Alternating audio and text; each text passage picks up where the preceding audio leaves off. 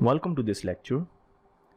In this lecture, we will learn about the basic syntax of Python programming language.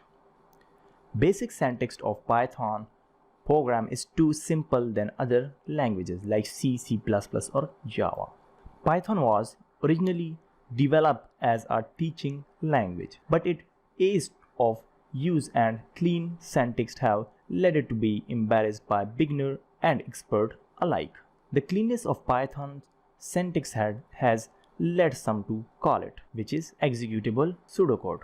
My own experience has been that it is often much easier to read and understand a Python script than to read a similar script written in C, C++ or Java. As we see, Python is a most powerful programming language and ideal for scripting and rapid application development.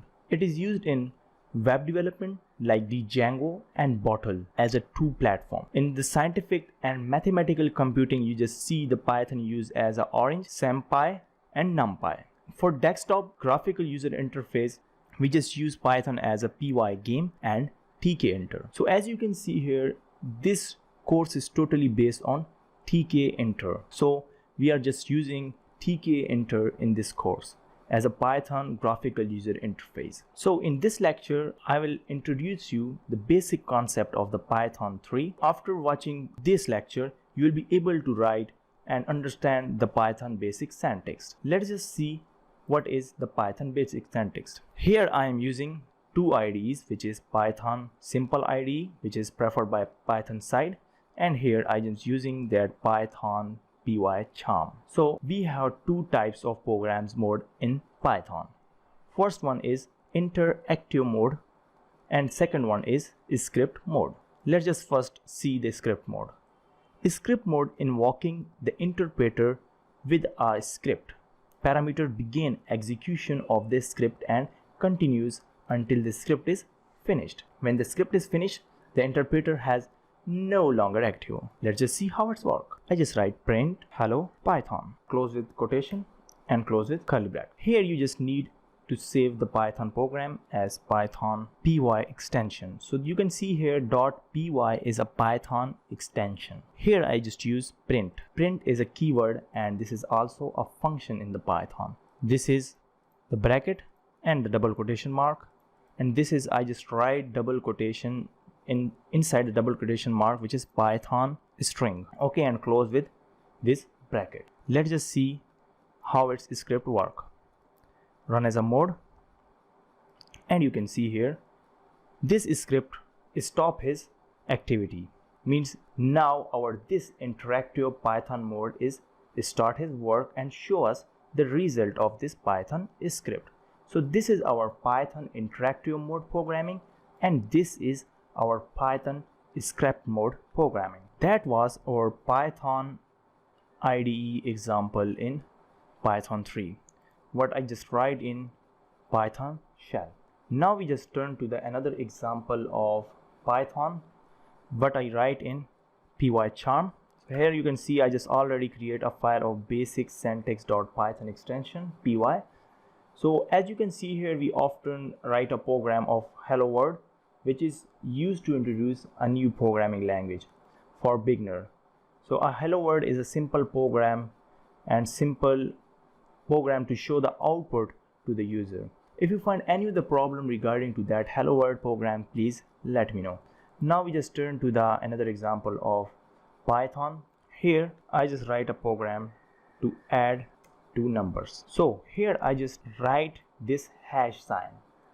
Remember that when you just write comment in the Python, you just simply write hash and comment your statement. Now here I just write num, which is equal to 3. Then I just write num2, which is equal to 5. Sum is equal to num1 plus num2. And then print function, I just told you about the print function, which is simply execute my this sum or result, take the result of this sum into the print value.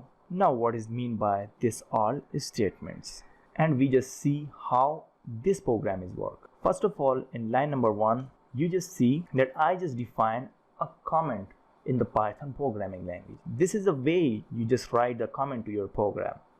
So comments are used in programming to describe the purpose of the code. Mean what is the purpose of this code and what is this program is for. This is help you as well as other programmers to understand the intent of the code. Comments are completely ignored by the compiler and interpreter, so that will take no value. In line number 2, I just write num1 which is equal to 3. Here what is the num1? You just think about that number 1. This is the variable in the Python. You can store the value in the variable, and the value of this variable is 3, which is stored in the variable. Here the another thing, what is num2? Same question. Similarly, num1, num2 is a variable, and the value of num2 is 5. Here you just see there is equal to sign. What is this equal to sign? This is also, you have the question like that, what is equal to? So is equal to is a operator, means num1 is equal to 3, means variable, operator and operand. Okay, you just see here missing the white space around the operator. You can see here this is our operator. Let's just see and go to the number 4 line. Here I just define another new variable which is sum. So what is sum? So sum is the resultant value what we take from number 1 and number 2. So the variable number 1 and number 2 are added to the operator using plus operator. We just learn about the operator in next upcoming tutorials. The result of the addition is then stored in the another variable which is equal to sum. At the last you just see I just write print function and take the resultant value of this sum. So the print function prints the output of this screen. In our case we just see result, run the basic syntax, and you can see in our case we have the resultant value is 8, which is shown to us on the screen. Here few important things to remember about the Python. So to represent a statement in the Python, new line enter is used. And when you're just using the new line, so simply write the enter. The use of semicolon at the end of the statement is optional. If you write semicolon right here, here or here, this is optional. If you not want to use this, so leave it. You just see in C++ and PHP and Java programming language, you just use semicolon because that is also a case sensitive language. Python is also a case sensitive language, but this semicolon is optional right here. It is recommended to omit the semicolon at the end of the statement in Python. If you find any of the problem regarding to this basic syntax of this lecture, please let me know, and thanks for watching this lecture.